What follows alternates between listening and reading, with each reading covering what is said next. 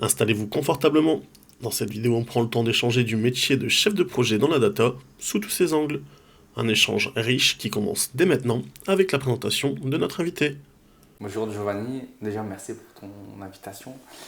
Me présenter, je suis une personne issue, on va dire, de la data depuis maintenant c'est 18 ans. Donc je suis sorti d'études, j'ai fait un parcours, on va dire, assez classique universitaire. Et en dernière année, j'ai fait Master SIAD, c'est un master qui est orienté data justement. Et depuis, je fais que de la data quasiment. Donc j'ai occupé pas mal on va dire, de fonctions durant ma carrière. Donc j'ai commencé en tant que développeur data, BI. Donc à l'époque on parlait de business intelligence. Ce terme-là, business intelligence, si on traduit un petit peu en français, c'est l'intelligence des affaires. Ça veut un peu rien dire, mais l'objectif, c'est de récupérer un maximum de données sur les différents systèmes sources opérationnels dans une entreprise, du SI, et un petit peu les combiner, etc., pour les mettre dans un entrepôt de données et derrière apporter de la valeur pour l'entreprise pour derrière qu'on puisse aider à prendre des décisions. En réalité, en fait, c'est une aide à la décision. D'ailleurs, le master SIAD, ça c'est système d'information et aide à la décision. Donc c'est orienté vraiment à aider, on va dire, les personnes qui prennent des décisions dans les entreprises. Donc ça peut être des directeurs généraux, ça peut être les membres du COMEX, ça dépend de la taille de l'entreprise. Mais en fait, ils vont s'appuyer sur ces données-là pour un petit peu prendre des moyens des décisions moyen long terme. Est-ce que tu pourrais décrire le métier que tu fais actuellement? Actuellement, on va dire, je suis plus tech lead data, mais en même temps chef de projet data et un petit peu aussi on va dire, l'architecture data. Donc en fonction de mes interventions chez différents clients, donc je vais avoir différentes casquettes, mais globalement ça tourne autour de la data. Donc c'est de mener des projets, donc un chef de projet classique, mais orienté plus data, en choisissant les bons outils, en faisant le cadrage, des choses comme ça, le pilotage des équipes. Donc ça c'est une grosse partie de l'activité, mais également tech lead, plus sur la partie tech lead et architecture, donc je vais un petit peu lier les deux. Là, pour le coup, c'est un peu plus technique que le pilotage, mais également sur la partie architecture de données. Donc cette partie-là, c'est un peu plus fonctionnel, puisqu'on doit bien comprendre le métier de notre client pour mieux modéliser les choses. Donc dedans, c'est en lien aussi avec la gouvernance de données. Bien définir les objets métiers avec les utilisateurs. Donc il y a vraiment du travail en amont qu'on fait avant d'arriver au développement, avant d'accueillir les données un environnement qui est, on va dire, prêt à répondre aux exigences métiers. Ok. Tu as parlé déjà un petit peu de ton parcours tout à l'heure. À quel moment tu t'es dit j'ai envie de travailler dans la data? Ça se fait au hasard. Ouais, c'est vrai, voilà. Tu savais pas quoi faire et Non, t'es parti en là-dedans? fait, pour la petite anecdote, donc c'était en 2000, quand j'étais à la fac, en 2005-2006, j'étais en master GMI à l'université de Lille 1. Donc c'est un UP GMI, maintenant je crois que ça a été changé. Donc c'est génie mathématiques informatique. Et en fait, ce UEP s'arrête en master 1 maintenant. Avant c'était maîtrise, peu importe. Et du coup, il fallait choisir un Master 2, donc un DESS, à l'époque ça s'appelait également. Et j'avais postulé pour faire du réseau, un Master Tier, et en fait, il ne m'avait pas accepté. Tout simplement, malgré ma bonne note, parce que j'avais une mention quand même, Master 1, mais je ne sais pas qu'est-ce qui s'est passé, bref. Il y a eu un truc où ils ne m'ont pas pris, et moi j'avais fait qu'un seul dossier, parce que j'étais persuadé qu'ils allaient me prendre. Ouais. Et ensuite, j'ai croisé un camarade à moi qui m'a parlé de ce master LACIAD. J'en ai aucune idée de quoi il s'agit. Il m'a dit tiens, j'avais retiré un double dossier si tu le veux. Comme j'avais rien à faire d'autre, donc j'ai pris et j'ai postulé. Et puis ils m'ont pris. Tant mieux, tant mieux. En Et c'est vrai, là que j'ai découvert c'est c'est le quoi la destin, data. tu vois. Mais c'est cool, c'est cool. Est-ce que tu pourrais nous expliquer une journée type, à quoi ça ressemble une journée de travail quand tu travailles dans la data? En fait, en fonction des projets, Donc il y a des mails qu'il faut traiter rapidement, parce qu'il faut savoir que quand, enfin n'importe quel, il n'y a pas que la data, mais généralement il y a toujours une partie run et une partie projet, et il y a des priorités. Donc quand, quand on fait du run, on regarde vraiment les tickets qui sont prioritaires, et on doit en tant que chef de projet les suivre et les piloter, faire attention que ça soit bien traité, parce que derrière il peut avoir un impact business par exemple. Donc il y a ça. Et ensuite, en fonction de la phase du projet où on en est, donc si on est en phase de cadrage, d'analyse, donc c'est beaucoup de réunions avec les utilisateurs, donc on fait des ateliers métiers pour comprendre un peu leurs besoins. On essaye de pas, parce que généralement les métiers, ils imaginent une solution. Donc on essaye de comprendre bien leurs besoins et les laisser parler.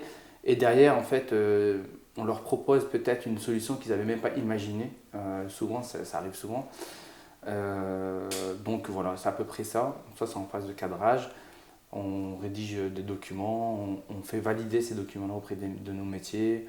On les challenge également en termes d'ROI avec le chiffrage pour le temps de développement. On découpe les tâches au maximum. Ensuite, on démarre les devs.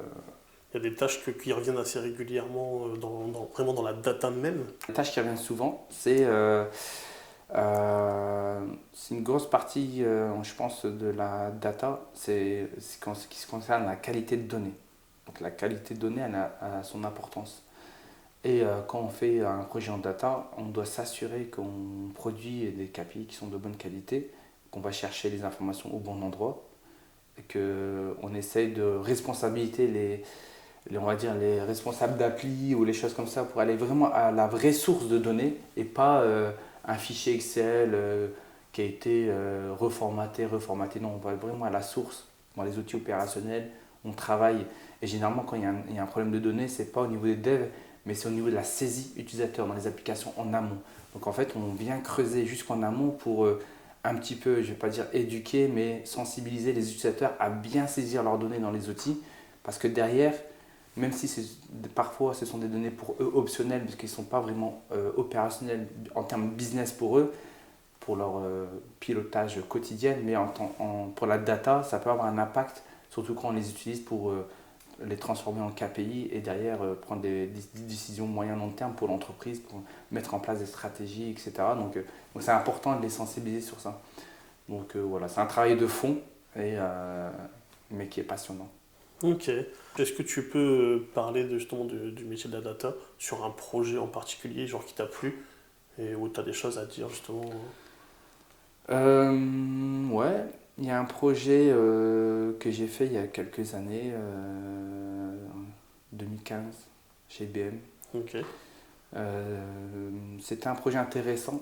Ça a permis de faire plusieurs millions, je crois, d'euros d'économies à des mutuelles. Ils ont vendu bien ce produit-là.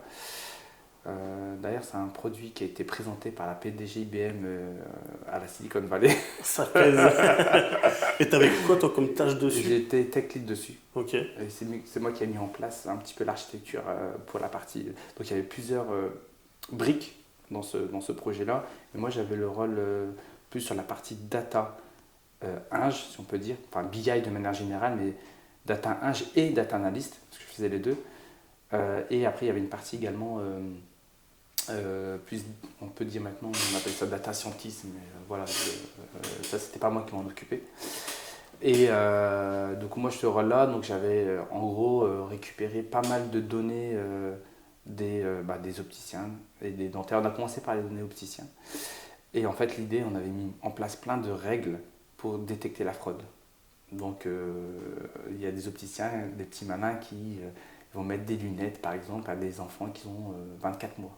Ouais. Bim, on détectait avec le tiers payant, il y avait des mécanismes synchrones, asynchrones, etc. Donc on a fait et ça on a fait avec des outils classiques. Donc c'était full IBM, donc on a utilisé des outils d'IBM comme DataStage, un ETL, Cognos pour la partie reporting, et ODM, ça c'est pour la partie moteur de règles, donc ça c'est plus la partie, on va dire, data mining, data scientist, bref, pour la partie stat, pour qu'ils ont mis en place également des KPI, des règles dessus.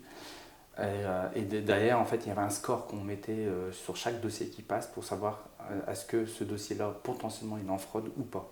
Donc, on a mis en place une première mutuelle, Pro BTP. Il y a des articles sur Internet, si tu veux aller chercher. Ouais, Et en fait, voilà, ils ont publié que quand ils ont mis en prod le projet, ils ont vu directement le gain, en fait. C'était énorme. Est-ce qu'il y a des outils que tu utilises régulièrement? Ouais, il y a pas mal d'outils. Déjà, il y a Outlook, Excel. Ouais, Ça fait, Excel. Mais tu fais pas que du Excel. non, non. Non, non, ça va dépendre des clients en fait, hein. Donc, en tant que consultant, nous on s'adapte par rapport à l'écosystème du client. Donc généralement, en tant que data analyst, si la personne est partie sur du IBM, on va utiliser des solutions IBM. Si c'est sur du GCP, ça sera GCP. Si ça sera de l'Azure Microsoft, ce sera de l'Azure Microsoft. On s'adapte et il n'y a pas de vraiment d'outils, on va dire, phares, mais le principal outil ou langage qui est ça, c'est le basique, c'est le SQL. Ouais, je Voilà. me doute. Le SQL, ça c'est le LV1. Ça va être de la data. Non, mais c'est vrai, on en parle. En vrai, quand on voit des annonces, on les voit pas forcément le besoin de SQL, tu vois. Alors que ça me paraît, c'est peut-être parce que c'est logique quand tu es dedans. Logique. Donc voilà. Quand on fait de la data, tu as le minimum du minimum sur la partie de data 1 en tout cas, ça va être le SQL bien sûr. Qu'est-ce qui est le plus difficile dans ton métier? Récupérer les bonnes données, je dirais. Donc ça va être l'organisation en fait de l'entreprise, comment elle est, et récupérer les besoins métiers. Donc généralement, on récupère assez rapidement les besoins métiers quand on a un métier en face. Après, c'est la récupération des données entre différents services. Donc s'il faut aussi, ça dépend de la maturité de l'entreprise et de la maturité du SI de l'entreprise et de la taille également. Mais c'est possible qu'il y a des choses que le besoin demande, qui exige et qu'il faut développer de A à Z, même sur la partie opérationnelle. Quand on a quand les données sont déjà présentes, ça va, il faut tirer des flux, enfin ça va, faut tirer des flux, mettre en place toutes les règles de gestion qui vont avec, etc. Mais quand on n'a pas les données, donc là il faut aller challenger les opérationnels, et eux ils n'ont pas du tout le temps, parce qu'eux ils sont dans l'opérationnel, ils veulent faire du chiffre, c'est normal. Donc pourquoi ils vont s'embêter à ajouter de la donnée pas utile pour eux, mais qui va prendre du temps. Donc on arrive nous avec nos questions, est-ce qu'il y a moyen que tu me rajoutes ça, ça, ça, ça. Donc des fois c'est difficile comment dire, à récupérer ces données-là de qualité. Je répète souvent la qualité, mais c'est important. Ça serait ça. Et un des trucs les plus sympas dans le métier, dans la data? Je pense un truc de plus sympa, c'est quand je pense que tout informaticien entre guillemets, c'est quand on sait que ce qu'on a fait est utilisé. La satisfaction derrière. Voilà, on sait ça que utilisé. et l'avantage dans la partie data, on sait il y a des stats derrière. On sait si le rapport ou le flux a été utilisé derrière, surtout pour la partie reporting par les utilisateurs métiers. Donc c'est intéressant après coup, surtout quand on est dans une société, ce qu'on a produit, est-ce qu'il est utile, est-ce que ça a été utilisé pas mal de fois, etc. Et au moins ça a servi à quelque chose. Et est-ce qu'il y a des clichés sur ton métier? Peut-être à une époque, quand j'ai commencé, c'était le clic-bouton. Parce qu'en fait, que ça soit ETL ou les outils de reporting, c'est que du clic. D'ailleurs, c'est pour ça qu'il y a un nom qui s'appelle ClickSense ou ClickView, ça s'appelait, parce que c'est que du clic. Okay. Être dans la data, à l'époque, mais ça a un peu changé. Mais quand quand j'ai commencé ma carrière et pendant peut-être 10-15 ans, il y a pas mal d'outils, il n'y avait que du clic à faire. Okay. Le clavier, on ne l'utilisait pas beaucoup. Mais c'est plus le cas. C'est beaucoup moins de temps. Quand avec le passage au cloud, quand le cloud il est arrivé, les choses ont un petit peu changé la donne. On est revenu à, je ne vais pas dire une marche arrière, mais une marche arrière -2, parce que maintenant on refait du code avec le Python. Alors qu'avant, non, on passait par des outils ETL de type ODI, Synopsys, c'est un truc d'Oracle ancien.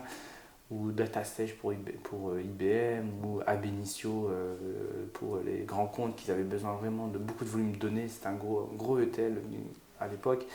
Enfin, il y a plein d'outils ETL, et c'était que du clic-bouton. Et ça, c'est sur la partie d'intégration de données, mais également sur la partie reporting. Donc, on avait Business Object, on avait Cognos pour IBM, et Business Object, c'est pour SAP, c'était acheté par SAP. Pareil, que du clic. Il n'y avait pas de. Par contre, c'est même plus un cliché, quoi. Est-ce que tu sais combien gagne un débutant dans la data? Là, avec la crise qu'on a, etc., ça devient de plus en plus. Enfin, il y a une petite crise quand même pour les débutants, justement, je ne sais pas si c'est lié à l'IA, le contexte également international, économique. Enfin, à mon avis, c'est tout un mélange où c'est un peu plus difficile pour un junior dans l'informatique, en tout cas, à trouver un premier job. Mais ouais, déjà, moi, quand j'ai commencé, c'était dans les alentours de entre 28 et 32 à l'époque. Ça remonte à voilà, en 2008. Là, aujourd'hui, c'est plus entre. C'est un petit peu augmenté, on va dire, de 30, je dirais 31, 30, 32 à 35, je pense.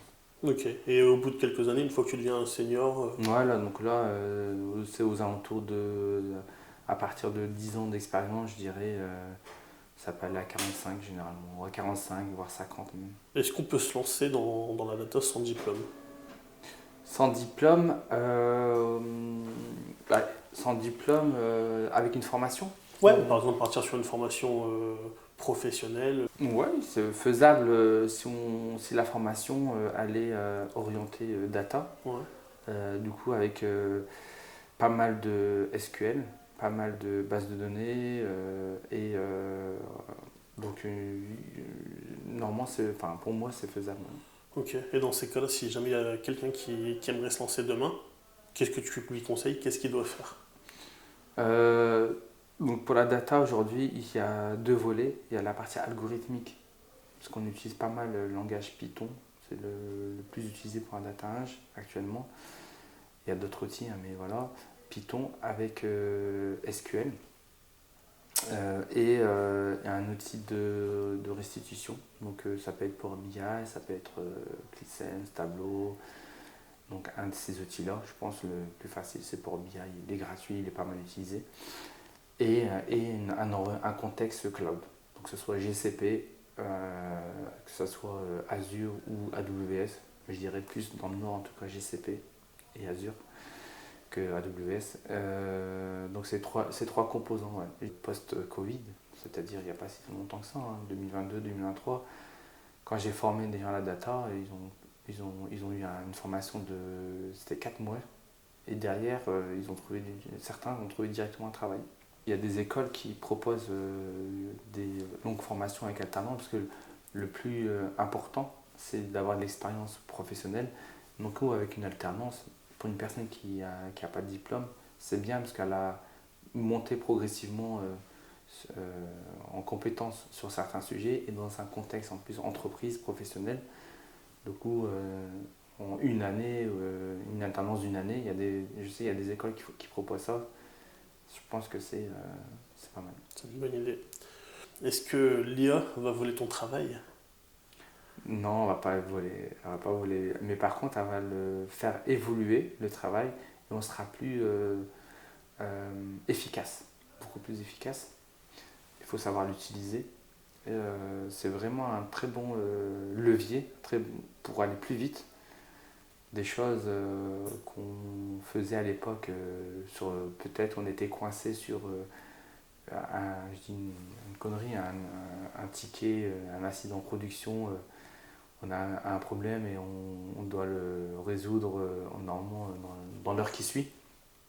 Avec l'IA, peut-être on pourra tenir mieux les SLA.